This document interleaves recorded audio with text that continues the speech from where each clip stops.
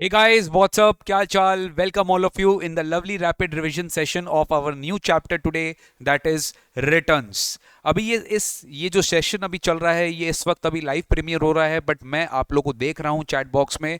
आप लोग प्लीज़ इस सेशन को अच्छे से देखना है, आपको लाइव देखना है और अपने फ्रेंड्स को ये सेशन शेयर, कल जो लिंक है वो शेयर करना है।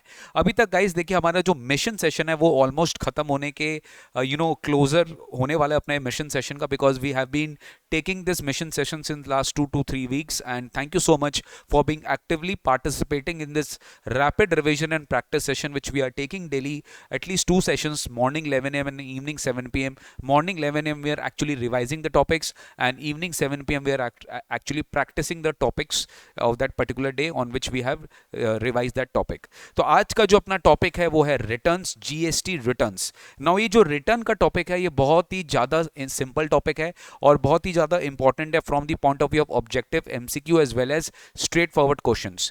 It's very simple, you just need to remember some due dates, you just need to remember the due date, form numbers, the particulars about any form, the particulars about any returns, and that's it. बहुत simple है, but ये real life में बहुत ज़्यादा practically काम आता है, तो आप इसको अच्छे से देखिएगा गाइस, ठीक है ना। तो चलो sir, without wasting any time let's begin with GST returns. अब अपने स्टार्ट करते हैं GST returns, that is chapter number 11। ये रहा आपके स्क्रीन पर। तो सबसे पहले अपने एक ब्रीफ ओवरव्यू लेंगे कि what are the different forms and what are the due dates and who is required to file that particular form and section। तो सबसे पहले मैं आपको बता देता हूं, जीएसटी में जितने भी रिटर्न्स है वो सीरीज है, सेक्शन नंबर 37 से लेके सेक्शन नंबर 48 रिटर्न्स का पूरा चैप्टर इसमें फिनिश हो जाता है। Section number 37 talks about GSTR1, that is statement of outward supplies। I repeat, GSTR1 is not a return, it is a statement। ये क्या है? स्टेटमेंट है, ये कोई रिटर्न नहीं है। तो GSTR1 it is a statement of outward supplies।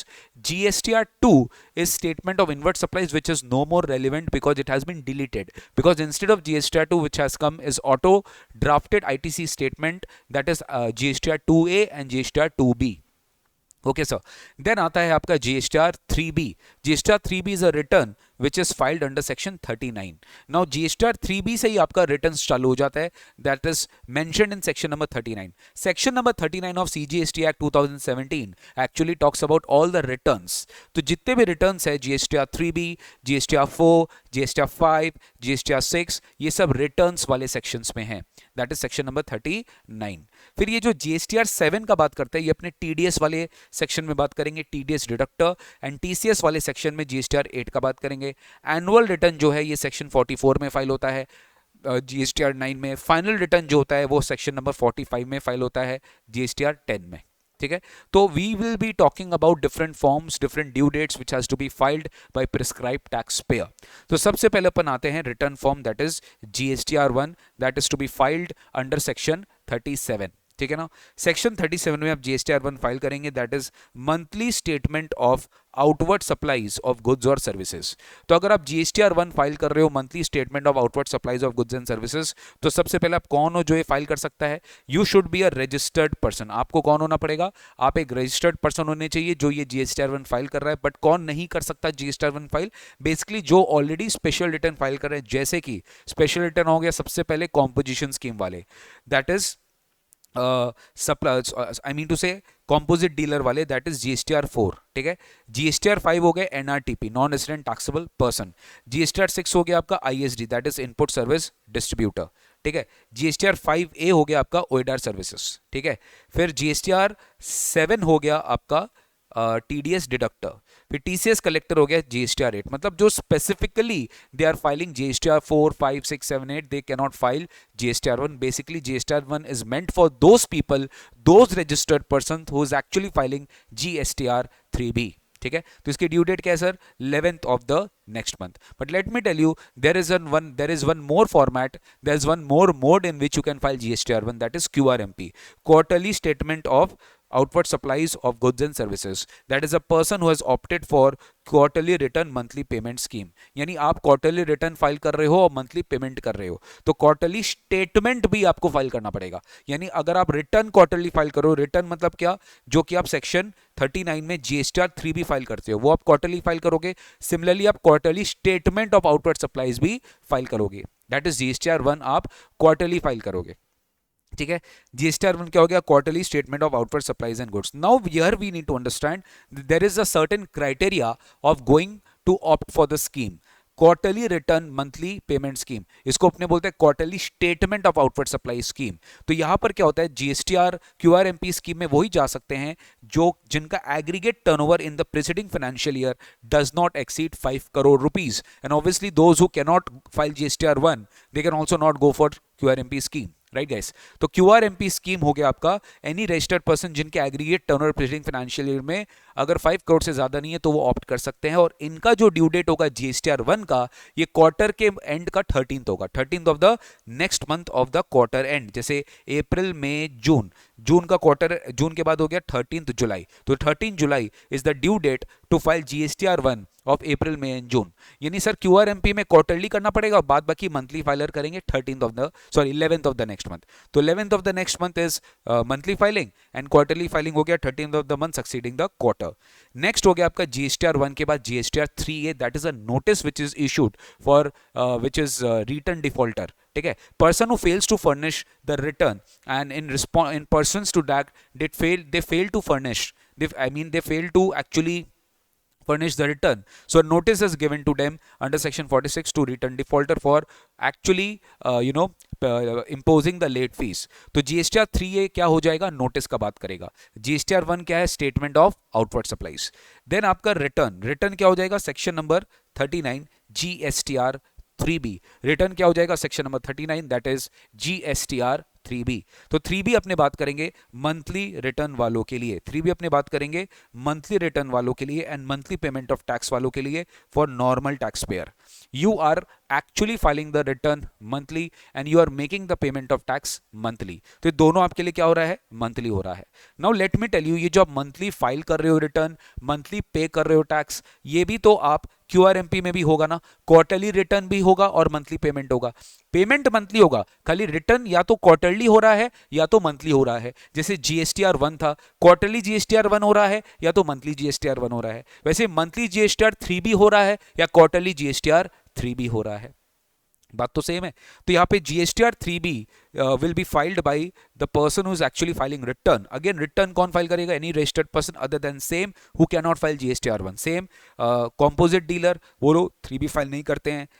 GSTR 4 हो गए, जीएसटीआर 5 एनआरटीपी हो गया, जीएसटीआर 6 आईएसडी हो गया, ठीक है, जीएसटीआर 7 आपका टीडीएस डिडक्टर हो गया, टीसीएस कलेक्टर, जीएसटीआर 8 हो गया। इनका ड्यू डेट क्या है, 20th of the next month, अगले महीने की 20 तारीख। और यही क्या अपना पेमेंट ऑफ टैक्स का ड्यू डेट होता है sir. Your payment of tax का due date is the due date of the return. The return filing due date is the due date of the payment of taxes. Then अब अपने आते हैं QRMP scheme, that is quarterly return and monthly payment scheme for those persons who are opting for QRMP scheme. ये आपको QRMP specially opt करना पड़ता है. This is not default option. You have to opt for the scheme if your aggregate turnover in the preceding financial year did not exceed 5 CR and subject to fulfillment of conditions you can go and opt for the scheme. यानी आप quarterly return file करो, quarterly GSTR 1 भरो, but taxes आपको monthly पे करना पड़ेगा। इसके बारे में हम डिटेल में डिस्कस करेंगे। बट आपने जीएसटीआर 1 का ड्यू डेट पढ़ा था which is 13th of the month succeeding the quarter. अब 3B का ड्यू डेट क्या होगा, 3B का ड्यू डेट होगा आइदर 22nd और 24th of the month succeeding the quarter, ठीक है, same. Now this depends upon the states, कुछ स्टेट्स का 22nd और कुछ स्टेट्स के लिए 24th है। तो एक बार आप देख लेना, ठीक है ना। बेसिकली जितने भी साउथ के स्टेट्स है उनका 22nd है ऑलमोस्ट, ठीक है। जैसे सेंट्रल और साउथ हो गया Madhya Pradesh, Chhattisgarh, Gujarat west, Maharashtra west, Karnataka south, Goa, Kerala, Tamil Nadu, Telangana, Andhra, union territory of Daman and Diu, Dadra Nagar Haveli, Puducherry, Andaman and Lakshadweep, ये 22nd है। बाद बाकी जितने भी नॉर्थ ईस्टर्न स्टेट्स है या ईस्ट के जितने भी स्टेट्स है, हिमाचल हो गया, नॉर्थ हो गया, पंजाब, उत्तराखंड, हरियाणा, यूपी, बिहार, सिक्किम, अरुणाचल, इनका 24th हो गया। कश्मीर, जम्मू एंड कश्मीर, लद्दाख, चंडीगढ़ और दिल्ली, ये हो गया 24th of the month succeeding the quarter. ये क्या हो गया, क्यूआरएमपी के लिए। हम जिसके लिए भी बात कर रहे हैं क्यूआरएमपी के लिए बात कर रहे हैं, ठीक है। Other than QRMP monthly filing में हमेशा 20th of the next month है, irrespective of any state. But अगर आप क्यूआरएमपी में जा रहे हो तो डिपेंडिंग अपॉन द स्टेट्स आपकी जीएसटीआर 3B की ड्यू डेट फ्लक्चुएट करेगी। नेक्स्ट अपन स्टार्ट करते हैं सेक्शन 39 में ही अपने हैं रिटर्न में। नेक्स्ट रिटर्न है GSTR 4 which is to be filed by a composite taxable person and that return is basically filed annually for a financial year.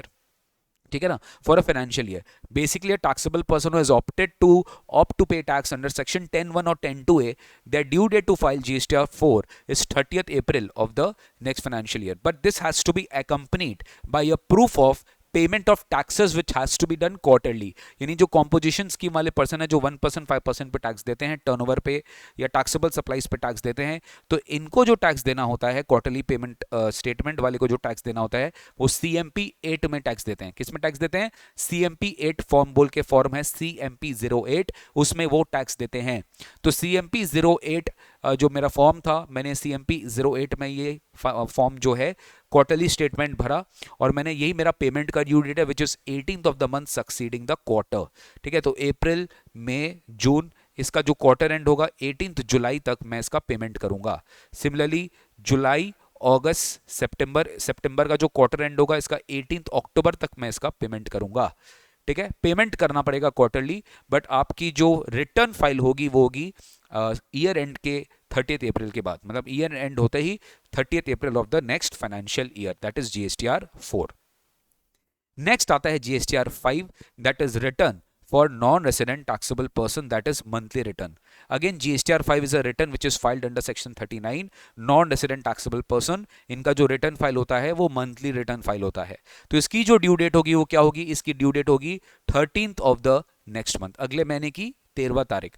अगले महीने की 13वां तारीख 13th of the next month will be the due date to file GSTR 5। अगले महीने की 13th will be the due date to file GSTR 5 और within 7 days after the expiry of registration whichever is earlier sir. ठीक है ना, तो monthly return filing GSTR 5 में होगी। NRTP फाइल करेगा 13th of the next month और 7 days from the expiry of last day of registration whichever is earlier. ठीक है ना, विच एवर इज अर्लियर। तो GSTR 5 आपका मंथली रिटर्न जो होगा वो NRTP फाइल करेगा 13th of the next month और within 7 days after the expiry of registration whichever is earlier sir. ठीक है ना, नेक्स्ट GSTR 5A। ठीक है ना, GSTR 5A, GSTR 5A में क्या है? बेसिकली सप्लायर ऑफ वोडार सर्विसेज, इनकी भी ड्यू डेट क्या है? 20th of the next month. GSTR 6 क्या है आपका? ISD इनपुट सर्विस डिस्ट्रीब्यूटर, इनका भी मंथली रिटर्न फाइलिंग है और इनका भी ड्यू डेट क्या है? 13th of the next month. GSTR 7 आपका टैक्स डिडक्टर्स है अंडर सेक्शन 51, जो टैक्स डिडक्टर्स है GSTR 7 में उनको TDS returns, I mean GSTR 7 में they actually report all the deductions which they have made when they have paid to the government departments और notified agency. Basically जो government departments है, जो government agency है, PSUs है, ये लोग को लोकल अथॉरिटी है, स्टैट्यूटरी बॉडी, ये लोग ही TDS काटते हैं। तो इनको बेसिकली GSTR 7 फाइल करना पड़ता है अगले महीने की 10 तारीख तक। ठीक है, showing the tax deductions which they have made monthly. GSTR rate is all about monthly statement of e-commerce operators who showing the amount of TCS which they have collected on their supplies made through e-commerce platform. तो इनकी भी जो return होती है GSTR rate में अगले महीने की 10 तारीख तक जाती है। GSTR 9 will talk about annual return. Annual return is filed under section 44. 39 हो चुका है, 40 अभी अपने डिस्कस नहीं करेंगे, 41 अपने डिस्कस नहीं करेंगे, 42 43 डिलीट हो चुका है। 44 में आते हैं annual return. Annual return is basically is to be filed by all registered person but except a few. Listen to me very carefully, CTP will not file a NRTP और CTP दोनों फाइल नहीं करेगा। CTP GSTR 1 फाइल करेगा but 9 फाइल नहीं करेगा। कैजुअल टैक्सेबल पर्सन इसको और ऐड कर दिया गया, बाद बाकी सब सेम है। जो GSTR 1 फाइल नहीं कर रहे हैं वो एनुअल रिटर्न भी फाइल नहीं कर रहे हैं, जैसे कि 4। ठीक है, अब इसमें और एक उल्टा है, कॉम्पोजिट डीलर फाइल करेगा सर। कॉम्पोजिट डीलर जो कॉम्पोजिशन स्कीम में है उसको GSTR 9A फाइल करना पड़ेगा एनुअल रिटर्न। ठीक है, कॉम्पोजिट डीलर GSTR 9A। तो ध्यान से सुनो, all registered person except CTP, NRTP, ISD, TC। तो बेसिकली 4 वाला जो है वो एनुअल रिटर्न फाइल करेगा, 5 वाला नहीं करेगा, 6 वाला नहीं करेगा ISD, 7 वाला TDS नहीं करेगा, TDS डिडक्टर, 8 वाला नहीं करेगा, OIDR 5A वाला नहीं करेगा, CTP भी नहीं करेगा, बाद बाकी लोग सब करेंगे। कंपोजिट डीलर वाला करेगा, ध्यान रखना। ठीक है, 31st December of the next financial year is the due date to file GST returns. 31st December of the next financial year is the due date to file GST returns. ठीक है, next आता है अपना GSTR 9B which is annual statement of TCS, again जिसका due date क्या है? 31st December of the next financial year. तो ध्यान रखो, TCS कलेक्टर्स को मंथली रिटर्न भी फाइल करना और एनुअल रिटर्न भी फाइल करना है 9B में और GSTR 8 में। GSTR 8 में मंथली रिटर्न जाएगा, जीएसटी रेट में मंथली रिटर्न जाएगा, और जो टीसीएस का एनुअल स्टेटमेंट जाएगा वो जीएसटी 9B में जाएगा। रिकंसिलेशन स्टेटमेंट जाएगा जीएसटीआर 9C में। Reconciliation statement to be filed along with the annual return. Reconciliation statement to be filed along with the annual return. तो जो जीएसटीआर 9C है, इसका जो रिकंसिलेशन स्टेटमेंट है, रिकंसिलेशन स्टेटमेंट अपने को बेसिकली एक तरह का सेल्फ असेस्ड ऑडिट है that has to be filed along with annual return when your aggregate turnover exceeds 5 crore. अब इसमें बहुत सारे एग्जेम्पशंस भी दिए गए हैं बेसिकली उन लोकल अथॉरिटी, उन गवर्नमेंट डिपार्टमेंट्स को where the audit is already being done under controller, under the supervision of controller and auditor general of India. Basically अगर सीएजी ऑडिट कर रहा है तो उसका जीएसटीआर 9C का रिक्वायरमेंट नहीं है, या फिर अगर कोई लोकल अथॉरिटी की ऑडिट हो रही है where it is done statutorily under any law, ठीक है, तो वो भी यहाँ पर आपका उनका भी जीएसटी 9C फाइल नहीं होगा। बाद बाकी सबका जीएसटी 9C फाइल होगा अलॉन्ग विद एनुअल रिटर्न, जिसका ड्यू डेट भी सेम है सर। देन नेक्स्ट आता है GSTR 10, very important, final return. This is basically filed when you are when you are basically your registration has been cancelled।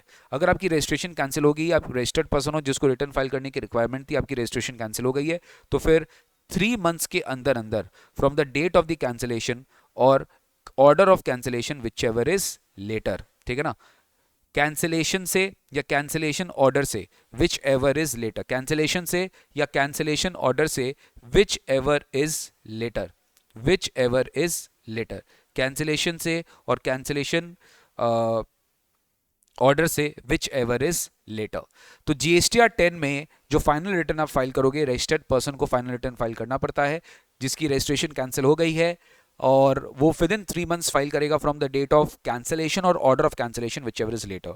And last but not the least, GSTR 11 is basically statement of inward supplies furnished by UN holder for claiming refund। UN holder को specifically GST में registered person नहीं माना जाता because they are standing aside, because उनको special recommendation based on Ministry of External Affairs से उनको registration मिलता है on the recommendation, unique identification number, and they basically GST is charged to them and they claim refund of the taxes which have been charged to them, so they have to file a statement 20th of the next month, that is GSTR 11 में they have to file this statement to get the refund। ठीक है, तो ये हो गया sir अपना बहुत अलग अलग varieties of returns, forms, due dates, ये सब आपको याद रहना चाहिए। Now let's come to the different part of the story. सबसे पहले 2A के बारे में भी जान लेते हैं कि 2A 2B क्या होता है। काफ़ी स्टूडेंट्स को ये कन्फ्यूजन होता है कि सर 2A 2B क्या डिफरेंस है दोनों में, तो आज ये कन्फ्यूजन क्लियर हो जाएगा। सबसे पहले आइए GSTR 2A में बात करते हैं। GSTR 2A is basically a system generated read only statement. Read only मतलब you can just view, you can not make any changes, ठीक है, it's a read only statement, you can not make changes because it is system generated, यानी it is a system generated statement, read only statement of inward supplies because it is derived from the GSTR 1 which has been filed by your supplier। आपके जितने भी supplier है जिसको आपने जिसने आपको supply किया उस पर्टिकुलर मंथ में और उसने अगर रिटर्न टाइमली फाइल किया है तो वो आपके GSTR 2A में ऑटो पॉपुलेट हो जाएगा। किसके लिए? For a recipient, updated on a real time basis. अब रियल टाइम बेसिस का क्या मतलब है? It is not static, unlike GSTR 2B which is a static statement. आपके एग्जाम में आ सकता है differentiate between GSTR 2 and 2B। तो ये पर्टिकुलर प्रॉपर जो मैं आपके लिए बनाया हूं, ये इसी पर्पस के लिए बनाया हूं कि यहां पर आपका ये रियल टाइम बेसिस पे अपडेट किया जाएगा, रियल टाइम बेसिस पे अपडेट किया जाएगा, रियल टाइम अपडेट बेसिस पे आपको ये मिल जाएगा सर, ठीक है ना। तो ये आप रियल टाइम बेसिस पे आपको ये मिल जाएगा। तो रियल टाइम बेसिस पे जो अपडेट हो रही है, this is what you need to understand from GSTR 2A, ठीक है। यानी अगर कोई लेट रिटर्न फाइल कर रहा है तो वो लेट आपके 2A में अपलोड होगा, कोई जल्दी रिटर्न फाइल कर रहा है तो जल्दी 2A में अपलोड हो जाएगा, कोई 5 मंथ्स बाद फाइल कर रहा है तो 5 मंथ्स बाद अपडेट होगा, बट अपडेट होगा रियल टाइम बेसिस पे। रियल टाइम बेसिस मतलब मान लीजिए मार्च का महीना का, मार्च में you have received a supply but your supplier has furnished the return of March in September month, तो सितंबर मंथ के 2A में आपको नहीं मिलेगा, आपको मार्च के मंथ के 2A में मिलेगा because it is updated on real time basis. But what about 2B? 2B is an auto drafted, उसको ड्राफ्ट किया जाता है, it's also read only statement. It contains the details of ITC which is made available to the registered person every month and it is a static statement and it is available only once a month. 2B क्या होता है? It is never changed, it just decides the cutoff date, which is the due date of the GSTR1, that is 11th or 13th in case of QRMP. 11th तक जितने suppliers आपके return file statement file कर दिए उनका ही details आपके 2B में जाएगा, और यही कनेक्टेड है सेक्शन 16 सबसेक्शन 2 क्लॉज AA के कंडीशन से। तो दिस कंडीशन सेज दैट आपकी क्रेडिट जो है वो आपको नहीं मिलेगी सर, ठीक है, अगर आपका कम्युनिकेशन डिटेल्स यहाँ पे फर्निश नहीं किया गया है तो, ठीक है। तो GSTR2B is a static statement and is available only once a month. तो देखो GSTR2B जो है, GSTR2B अवेलेबल कब होगा? GSTR2B की जो स्टेटमेंट है for the first and second month of a quarter, ठीक है, a day after the due date of furnishing the details of outward supply of that particular month, ठीक है। तो आपका 2B जनरेट हो जाएगा। In the third month of the quarter, a day after the due date of furnishing the details of outward supply for the said month, ठीक है। पहले अपने फर्स्ट टू क्वार्टर्स का बात करते हैं। उसके लिए गाइज अपने को पहले QRMP स्कीम में आपको बता देता हूं, फिर अपने उसके ऊपर आते हैं। क्योंकि QRMP स्कीम में एक चीज समझना कि आपके सामने 3 क्वार्टर है, ठीक है। You file GSTR3B of this particular quarter and GSTR1 also of this particular quarter, but let me tell you, if you file GSTR1 of this particular quarter के एंड में, तो what about the recipients to whom you are supplying, जहां पर आप जिनको supply कर रहे हो वो मंथली फाइलर है। तो यहां पर गवर्नमेंट ने ऑप्शन दे दिया, फर्स्ट 2 मंथ्स के लिए I can opt for invoice furnishing facility. First 2 months के लिए I can opt for invoice furnishing facility, ठीक है। तो आपने ऑप्शन दे दिया किसका? इनवॉइस फर्निशिंग फैसिलिटी का। तो first 2 months of the quarter जो होगा वो आपने IFF इनवॉइस फर्निशिंग फैसिलिटी आपने इंट्रोड्यूस कर दिया, ठीक है। तो गवर्नमेंट ने सप्लायर को ऑप्शन दिया that you can opt for IFF, you can upload the invoices in your invoice furnishing facility for the first 2 months and that will be automatically populated in GSTR1 of the quarter। खाली आपको ये जो month है ये आपको अपने GSTR1 में extra डालना पड़ेगा, बाकी फर्स्ट 2 मंथ्स का IFF will be automatically auto populated in your GSTR1। तो यही अपने एक बार QRMP स्कीम स्टार्ट करते हैं, उसके बाद अपने आते हैं। देखो यहाँ पर यही चीज लिखा है कि फर्स्ट 2 मंथ्स का जो 2B होगा ना आपका, that will be basically if the IFA by the registered person opting the QRMP or which if inform GSTR1 by registered person other than QRMP। मतलब सिंपल है, QRMP का ड्यू डेट लेंगे या फिर IFF का ड्यू डेट लेंगे, ठीक है। IFF का due date is as good as 13th, मतलब जो GSTR1 का ड्यू डेट है वही IFF का ड्यू डेट है। आई रिपीट, जो GSTR1 का ड्यू डेट है वही IFF का ड्यू डेट है, ठीक है ना। एक बार अपने QRMP स्कीम में आते हैं, यू विल डेफिनेटली अंडरस्टैंड। एक बार समझो QRMP scheme, first of all let me tell you, it is an optional filing of return scheme. This is not at all compulsory. ये एक ऑप्शनल स्कीम है, ये कंपल्सरी बिल्कुल भी नहीं है। QRMP स्कीम एक क्वार्टरली रिटर्न की स्कीम है। ये यहां पर जो भी रिटर्न्स फाइल होंगे क्वार्टरली होंगे और पेमेंट होगा मंथली, और ये ऑप्शनल स्कीम है। इसकी एलिजिबिलिटी क्राइटेरिया क्या है? First of all, any tax payer whose aggregate turnover is up to 5 CR in the preceding financial year only can think about QRMP। But अगर मेरी टर्नओवर प्रीसीडिंग फाइनेंशियल में 5 करोड़ से ज्यादा है तो मैं QRMP स्कीम ऑप्ट नहीं कर सकता। क्राइटेरिया इंपॉर्टेंट है that if you are wanting to go for QRMP schemes, your last return should be filed completely. Taxpayer must have furnished the last return as due on the date of exercising the option. जिस दिन भी आप ये option exercise कर रहे हो उसका पिछला रिटर्न जो है should be filed completely. Tax payer कब से कब ये ऑप्ट कर सकता है, बेसिकली कब ये ऑप्ट कर सकता है? तो मैं आपको एक एग्जांपल देता हूं, ठीक है। मान लो ये अप्रैल है, ये मई है, ये जून है, करेक्ट।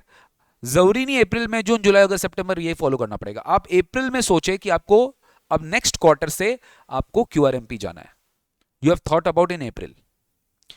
तो गवर्नमेंट बोलता है अगर आप अप्रैल में सोचे हो, ठीक है, अगर आप अप्रैल में सोचे हो तो अब एक काम करो, आप इस पीरियड का ऑप्ट कब कर सकते हो? Tax payer can opt in for any quarter from first day of the second month of the preceding quarter. मतलब प्रीसीडिंग क्वार्टर हो गया जैन, एक मिनट, जैन, फेब और मार्च, करेक्ट। प्रीसीडिंग क्वार्टर क्या हो गया? जैन, फेब और मार्च। प्रीसीडिंग क्वार्टर हो गया जैन फेब और मार्च, तो first day of the second month of the preceding quarter, यानी ये यहां से first day of the last day, first day of second month of the preceding quarter to the last day of the first month of the quarter for which the option is being exercised, तो tax payer opt करेगा कोई भी quarter में from the first day of the second month of the preceding quarter to the last day of the first month of the quarter, यानी first month में ही उसको opt करना, फर्स्ट मंथ तक वो कर सकता है। यानी बेसिकली गाइज वो second month of the preceding quarter और करंट क्वार्टर का फर्स्ट मंथ के बीच में वो कभी भी ऑप्ट इन कर सकता है, कभी भी वो इन्फॉर्म कर सकता है कि मेरे को क्यूआरएमपी में जाना है, मेरे को क्यूआरएमपी में जाना है। तो करंट क्वार्टर का फर्स्ट मंथ और लास्ट क्वार्टर का सेकेंड मंथ, तो 3 मंथ्स हो गया ना। आप समझे मेरा बात, जैन फरवरी मार्च और अप्रैल, ये 3 मंथ्स का पीरियड आपको मिल जाएगा। अब नेक्स्ट आता है validity of option once exercised. Tax payers are not required to exercise their option every quarter.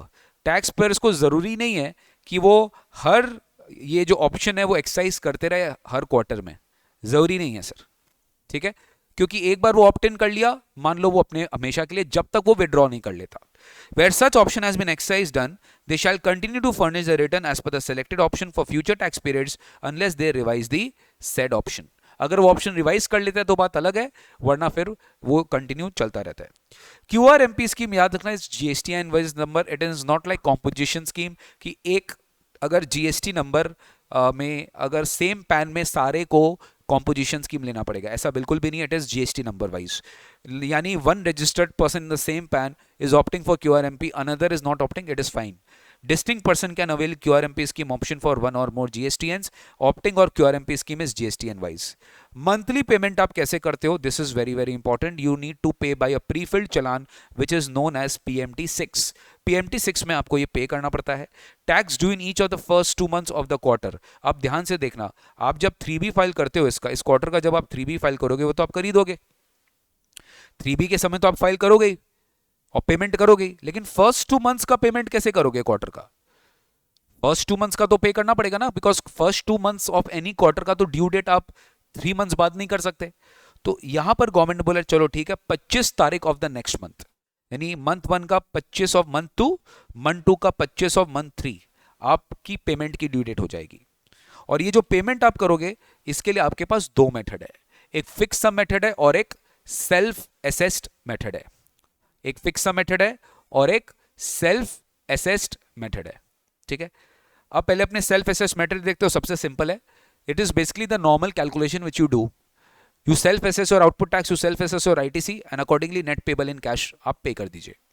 Tax payer can pay the tax bye considering the tax liability on inward and output supplies and ITC available, और वो पे कर सकते हैं PMT6 में। But fix some method में क्या है, you paid the tax due in each of the first 2 months of the quarter, you paid the tax due in each of the first 2 months of the quarter. You have deposited the tax in PMT6 by 25th of the month succeeding the month. ठीक है, आप हर पहला 2 महीने का जो payment है वो आप 25 तारीख ऑफ द नेक्स्ट मंथ तक पे कर रहे हो, कितना? PMT6 में।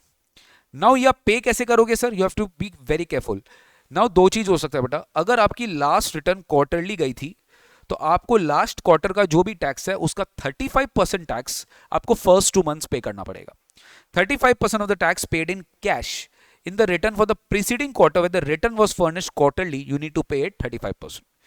लेकिन यही चीज अगर आपका रिटर्न लास्ट मंथली होता तो आप 100% ऑफ द टैक्स जो आपका लास्ट मंथ आपने कैश पे किया है तो वो 100% आपको पे करना पड़ेगा करंट मंथ में भी, कैश लेजर में डिपॉजिट करना पड़ेगा थ्रू PMT6। तो tax liability paid in cash in the return for the last month of the immediately preceding quarter where the return was furnished monthly. तो monthly payment through this method would only not be available, मतलब important है, अगर आप fix सब method लेना चाहते हो तो यू जस्ट रिमेंबर केयरफुली कि आपका लास्ट रिटर्न जो भी फाइल होना चाहिए कंप्लीट टैक्स पीरियड का होना चाहिए, ठीक है। कंप्लीट टैक्स पीरियड मतलब आप फिर ऐसा नहीं हो कि करंट मंथ को 20 से आपने स्टार्ट किया और बीच मंथ से आपने स्टार्ट किया, मतलब 15 अप्रैल से आपने ऑप्ट इन कर लिया क्यूआरएमपी के लिए, ये नहीं होना चाहिए। तो क्वार्टरली पेमेंट जो होना चाहिए इस मेथड में, I mean monthly tax payment जो इस मेथड में होना चाहिए, it should not be available to those registered persons who have not furnished the return for a complete tax period preceding the month. मतलब फिक्स सम मेथड उनके लिए available नहीं है गाइस। अब अपने आते हैं कि सर क्यूआरएमपी स्कीम में डिटेल्स कैसे जाता है। सबसे पहले आप देखो, optional facility to be upload the invoice details using IFF, that is cumulative value up to 50 lakhs each month in the first and the second month of the quarter। 50 lakh तक का आप इनवॉइस अपलोड कर सकते हो invoice furnishing facility में, which is optional and this has to be done by 13th of the next month. I repeat, this has to be done by 13th of the next month. Invoices pertaining to the last month of the quarter, last month of the quarter, जो आपका last month का quarter है वो straight away आप GSTR1 में file करोगे, वो आप IFF में नहीं करोगे। Invoice uploaded using IFF will automatically be reflected in GSTR2A and 2B of the recipient, क्योंकि आप वो मंथली कर रहे हो। Details of invoice furnished using IFF in the first 2 months is again not required to be furnished in GSTR1. It will be automatically auto-populated. A registered person may choose not to use IFF because it is not compulsory. Instead, furnish the details of outward supply straight in just for once in GSTR1. That is by 13th of the month succeeding the quarter. अब IFF में अपने क्या बात करेंगे? It is for taxpayers who has opted for QRMP scheme. Invoice needs to be furnished from first day to the 13th of the to the 13th day of the succeeding month. It has to be done for the first quarter of the for the first month of the quarter. ठीक है, पहला and second month करेंगे, for the first and the second month दोनों month का ही IFF होता है, and up to a cumulative value 50 lakh in each of the months. Quarterly filing of GSTR 3B, quarterly filing of 3B की जो due date है depending on the states, या तो 22nd of the month succeeding the quarter है, या तो 24th of the month succeeding the quarter है। Liability की ऑफसेट कैसे होती है ये इंपॉर्टेंट है। What ever taxes you have paid by 25th of the month succeeding the month, PMT 6 में याद है ना, prefilled challan, that will be deposited in the cash ledger, that will be only used to offset the liability of that particular quarter। हो सकता है आपने ज्यादा deposit कर दिया पहला 2 महीना में, बट आपकी लाइबिलिटी उतनी नहीं आई, तो that can be again adjusted in the subsequent months return, or you can claim the refund from the cash ledger but only after filing GSTR 3B of that particular quarter। यानी basically आपका cash balance block हो गया जब तक आप 3B file नहीं कर जाते। तो amount deposited in the first 2 months can be debited only for offsetting the liability, that's it. GSTR 3B to be filed even if cancellation of registration was done during any of the first 2 months of the quarter। आपको 3B तब भी file करना पड़ेगा। तो basically अगर मैं short में बोलूं, QRMP स्कीम का बेनिफिट्स क्या है? Significant reduction of compliance burden on the tax payer, only 4 GSTR 3B returns to be filed by the taxpayer instead of 12 GSTR 3B returns in a particular year, only 4 GSTR 1 returns is required to be filed। आपको खाली GSTR 1 के जो returns है वो आपको 4 बार file करने पड़ते हैं, 3B आपको 4 बार फाइल करने पड़ेंगे खाली क्वार्टरली, ऐसे लिए। पेमेंट ऑफ टैक्स आप मंथली बेसिस पे कर सकते हो। फर्निशिंग और invoice details in invoice furnishing facility. QRMP scheme का एलिजिबिलिटी क्या है? Threshold limit of aggregate turnover in the preceding financial year, पिछले साल में अगर आपका टर्नओवर 5 करोड़ से ज्यादा नहीं है तो आप QRMP स्कीम ऑप्ट कर सकते हैं। Manner of computing aggregate turnover, किस तरीके से आप एग्रीगेट टर्नओवर कैलकुलेट करेंगे? Details furnished in returns for tax periods in the preceding financial year are taken into account. Details furnished in returns for tax periods, details furnished in returns for tax periods, ठीक है, details furnished in returns for tax periods in preceding financial year are taken into account. Basically simple है, aggregate turnover जो आपका पिछले साल का है वो इंक्लूड करेंगे। नॉन एलिजिबिलिटी कब आ जाएगी? The moment your aggregate turnover crosses 5 crore during any quarter of the financial year, they shell not be eligible from the next quarter. अगले क्वार्टर से वो एलिजिबल नहीं होंगे। अब आप ऑप्ट आउट कब करोगे QRMP स्कीम से? The moment your aggregate turnover crosses 5 crore, ठीक है। फैसिलिटी क्या है sir? Availability of facility of opting out of QRMP scheme for a quarter, same from the first day of the second month of the preceding quarter, from the first day of the second month of the preceding quarter till the last day of the current of the first month of the current quarter, ठीक है। तो basically आपका interview पिछले quarter का 2 महीना हो गया और करंट क्वार्टर का 1 महीना हो गया। तो this is how you can opt out also, जिस तरीके से आपने ऑप्ट इन किया था. Very important guys, due date of filing GSTR 3B return in case of taxpayers opting for QRMP scheme. तो अपने बात कर चुके हैं, कुछ कुछ स्टेट्स के लिए 22 है, कुछ कुछ स्टेट्स के लिए 24 है. ठीक है. इंटरेस्ट कैसे कैलकुलेट करेंगे अगर आप fix some method tax payer हो, मतलब आपने प्रीफिल चलान 35% ऑप्ट किया, तो गाइज यहाँ पर सबसे बेस्ट पार्ट है कि no interest will be applicable, क्योंकि आपने लॉ को फॉलो किया. हो सकता है बाद में आपकी लायबिलिटी बढ़ जाए, तो आपको इंटरेस्ट फर्दर नहीं देना पड़ेगा अगर आपने 3B टाइमली फाइल किया तो. So where auto calculated fixed sum amount for the first 2 months of the quarter is paid by the due date. अगर आपने आपकी जो ऑटो कैलकुलेटेड फिक्स्ड अमाउंट है, आपकी जो ऑटो कैलकुलेटेड फिक्स अमाउंट है, अगर आपने उसको ड्यू डेट तक पे कर दिया तो कोई इंटरेस्ट नहीं लगेगा, even if the liability for the month was found higher. यानी अगर आपने ड्यू डेट तक टैक्सेस की पेमेंट कर दी तो आपके ऊपर कोई इंटरेस्ट नहीं लगाया जाएगा. GSTR 3B of that quarter should be filed by the due date by discharging the entire liability. पूरा liability discharge करके आपको अपना 3B के जितने भी टैक्सेस है सब पे ऑफ करने पड़ेंगे. Where the taxpayer makes the monthly payment beyond the due date, जहां पे टैक्स पेयर जो पेमेंट कर रहा है वो ड्यू डेट के बाद पेमेंट कर रहा है, तो फिर सर यहां पे इंटरेस्ट लग जाएगा जैसे कि एप्लीकेबल रेट पे लगता है सर सेल्फ असेसमेंट में. When GSTR 3B is furnished beyond the due date, then no interest. Then यहाँ पर जो इंटरेस्ट लगेगा एज पर सेक्शन 50 लगेगा for the tax liability net of ITC. अगर आपने 3B लेट फाइल किया तो सब कुछ लेट हो जाएगा सर. ठीक है. अब अपने बात करते हैं सेल्फ असेसमेंट टैक्स पेयर्स के लिए. तो इंटरेस्ट एज पर सेक्शन 50 लगेगा जैसा आप लगता है फॉर एनी टैक्स और any part which remains unpaid beyond the due date for the first 2 months of the quarter. Simple है. आपका फर्स्ट 2 months में जो लायबिलिटी आ रहा था वो आपने ठीक से असेस नहीं किया, क्योंकि QRMP में ना quarter wise liability, month wise liability आ जाता है. तो मंथ वाइज लायबिलिटी और मंथ वाइज आपका पेमेंट जो डिफरेंशियल अमाउंट है उस पर आपका इंटरेस्ट लग जाएगा. तो अगर आप सेल्फ असेसमेंट में जा रहे हो तो भी 100% sure that this is my liability, वरना फिक्स सम में चले जाइए. फिक्स सम में आपकी इंटरेस्ट भी नहीं आएगी. लेट फीस में क्या होगा सर? सिंपल है. अगर आप डिले कर रहे हो इन फर्निशिंग क्वार्टरली रिटर्न, ठीक है, या फिर IFF ऑप्शनल है तो लेट फी एप्लीकेबल होगा. But delay in payment of tax कर रहे तो लेट फी नहीं लगेगा, यहाँ पे इंटरेस्ट लगेगा. क्या लगेगा? इंटरेस्ट. ठीक है. आई होप गाइस ये चार्ट्स एंड ऑल से आपको बहुत अच्छा समझ में आ रहा होगा. पूरे रिटर्न के चैप्टर एकदम ऐसा लग रहा है कि सर सब कुछ एकदम रिवाइज हो रहा है, कटाकट कटाकट कटाकट. ठीक है.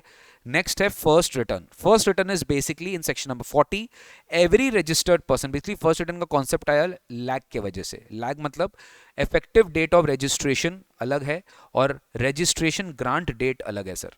ठीक है. ये अगर अलग हो जाता है ना तो दिक्कत आता है सर. तो इफेक्टिव डेट ऑफ रजिस्ट्रेशन यानी अगर फर्स्ट पहले से एप्लीकेबल हो गया है तो बीच का जो पीरियड है जब आपके पास रजिस्ट्रेशन सर्टिफिकेट नहीं था, that particular details has to be disclosed in your first return. First return मतलब पहला रिटर्न जो आप GST में फाइल करते हो. ये कोई स्पेशल रिटर्न नहीं है, ये नॉर्मल रिटर्न है, इसको नाम दे दिया गया है first return.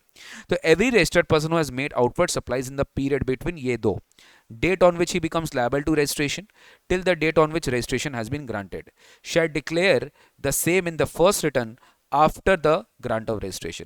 Grant of registration के बाद जब भी वो रिटर्न फाइल करेगा उसको अपना सारा डिटेल्स ऑफ इनवॉइसेस GSTR 1 में शो करना पड़ेगा.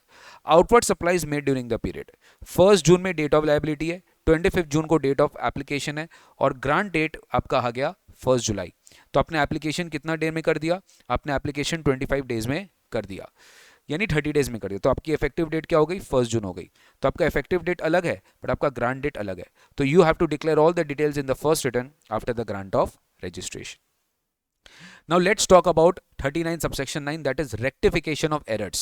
आप errors कैसे rectify करोगे अगर आपके returns में कोई mistakes है, omission है, तो यहाँ पे errors कैसे rectify करोगे? First of all let me tell you, return को आप GST में revise नहीं कर सकते like income tax. Once filed you cannot make any revision. You can maximum make rectification of errors. अब ये रेक्टिफिकेशन ऑफ एरर्स कब अलाउड है? जब आप खुद से सेल्फ करते हो. बट इफ आपके ऊपर कोई स्क्रूटिनी चल रहा है, ऑडिट चल रहा है, any proceedings, any inspection, any enforcement activities, you can not make any kind of rectifications. तो you can make rectification in the subsequent return only after filing the current month's return. वो भी इसकी maximum time limit क्या है? Same 30th November of the next financial year or an actual date of annual return whichever is earlier. अब जब भी आप ये rectification करोगे उसके वजह से अगर आपकी tax liability बढ़ती है तो आपके ऊपर interest की applicability आ जाएगी under section 50. रिसेंटली एक प्रोविजन ऐड हुआ है कि sir GSTR 3B returns of the current tax period can not be filed if you are not filing previous tax periods का रिटर्न। मतलब अगर सिंपल है, a registered person shall not be allowed to furnish a return for a tax period if the return for any of the previous tax periods has not been furnished by him, और GSTR 1 भी यहां पर आ गया है, details of outward supplies under section sub section 137(1), मतलब GSTR 1 भी अगर वो फाइल नहीं कर रहा है, या 3B भी अगर वो पिछले मंथ का फाइल नहीं कर रहा है, तो वो करंट मंथ का 3B फाइल नहीं कर सकता है, for the set tax period has not been furnished by him. तो basically he will not be allowed to furnish a return for a tax period if the return for any of the previous tax periods has not been furnished by him, और details of outward supplies for the set tax period, मतलब उसी month का अगर आपने GSTR 1 पहले file नहीं किया है तो आप उस मंथ का 3B फाइल नहीं कर सकते हैं, और पिछले मंथ्स का अगर आपने 3B फाइल नहीं किया है तो आप करेंट मंथ का 3B भी फाइल नहीं कर सकते। ये चीज याद रखिएगा।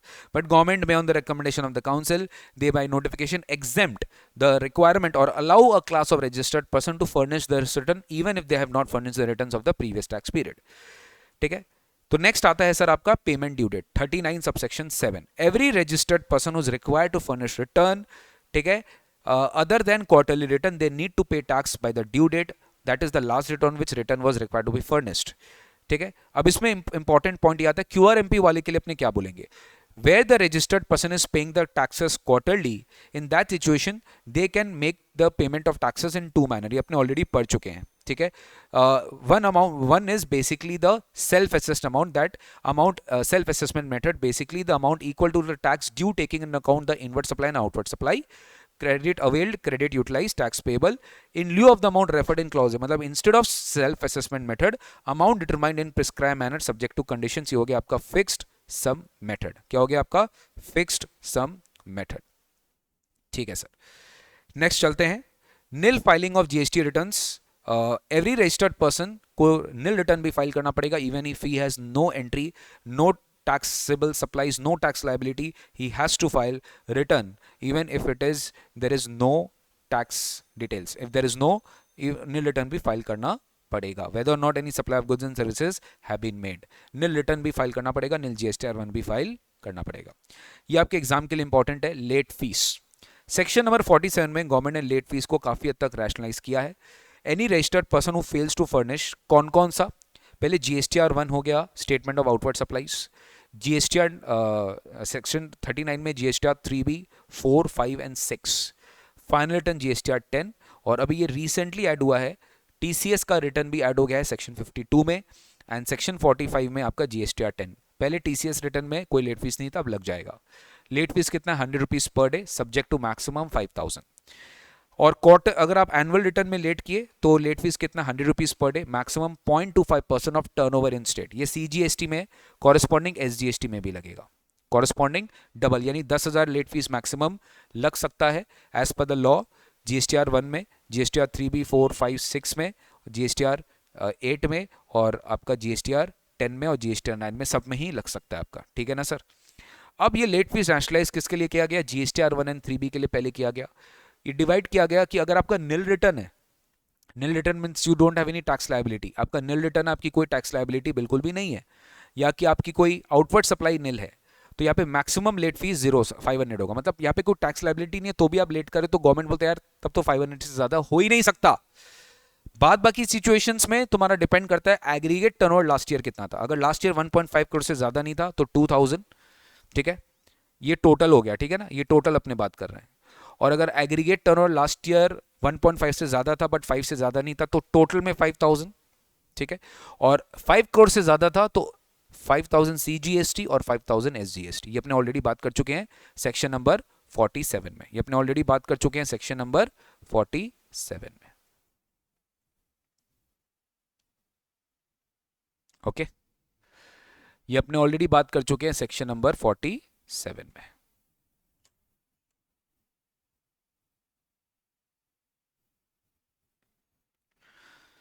अब सेम GSTR 4 में आया, सेम चीज, अगर नील रिटर्न है तो 500, नहीं तो 2000। ठीक है, नील रिटर्न है तो 500, नहीं तो 2000।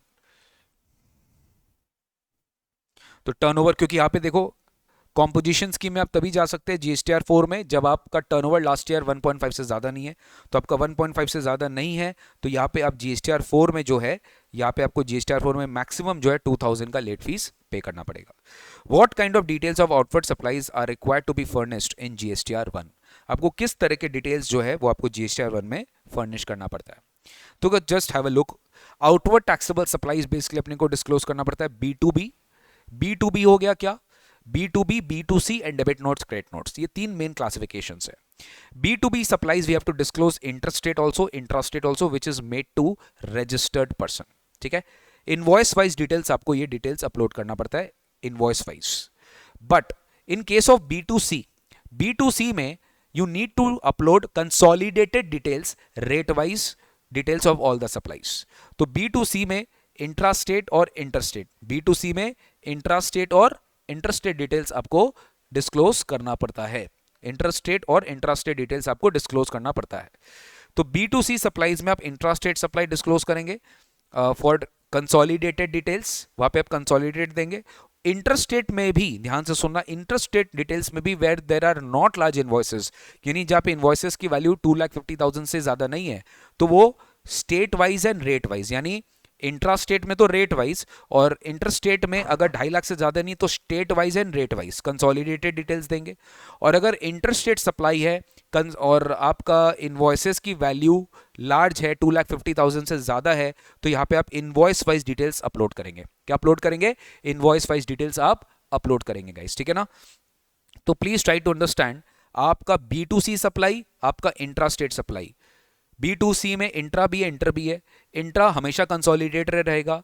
इंटर में अगर लार्ज इनवॉइसेस है, 2,50,000 से ज्यादा है, तो इनवॉइस वाइज रहेगा। लार्ज इनवॉइसेस नहीं है, 2,50,000 से ज्यादा नहीं है, तो यहां पे भी state wise and rate wise रहेगा, क्योंकि ये इंटरस्टेट है। Debit notes and credit notes जो होगा वो आप जो है वो इशू जो करेंगे वो आप consolidated debit note, credit note जो है रेट वाइज आप यहां पर डिस्क्लोज करेंगे सर, ठीक है। तो ये शॉर्ट आपके लिए दिया गया है IFF का प्रोविजन, ठीक है, ये आप चेक कर लेना। Consolidate details of IFF important है, वेरी इंपॉर्टेंट। सिमिलरली GSTR1 का भी टाइम लिमिट सेम है सर, रेक्टिफिकेशन करना है तो आप GSTR1 में भी रेक्टिफाई कर सकते हो, but not later than 30th November of the next financial year और date of annual return whichever is earlier. This is very important. Your GSTR1 can be blocked in case of non furnishing of 3B, ठीक है।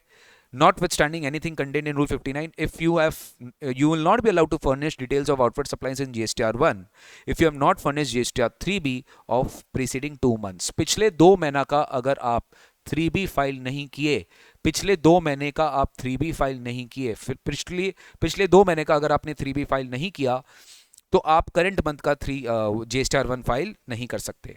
Similarly अगर composition scheme में अगर आप गए होते, अगर आप करंट क्वार्टर का GSTR, करंट क्वार्टर का अगर बेसिकली आप बात करें QRMP में, not composition, I beg your pardon, current quarter में आप GSTR3B फाइल नहीं कर सकते अगर आपने प्रीसीडिंग क्वार्टर का 3B फाइल नहीं किया है, if you are opted for QRMP scheme, ठीक है ना। तो मंथली के लिए है 2 मंथ्स और QRMP के लिए 1 quarter, that is preceding tax period. ये भी एक नया प्रोविजन इस बार इंट्रोड्यूस किया गया है, sequential filing of GSTR1। A registered person shall not be allowed to furnish GSTR1 for a tax period if his details of outward supplies for any of the tax periods has not been provided by him. उसका पिछले किसी भी month का या quarter का GSTR1 नहीं file किया है तो करंट फाइल वो नहीं कर सकता है, ठीक है। लास्ट आ जाता है बेटा GST practitioners. Again a theoretical topic है, ये थ्योरेटिकल टॉपिक है, इससे बहुत ज़्यादा रेलिवेंट नहीं है, बट फिर भी एक बार पढ़ के जाना।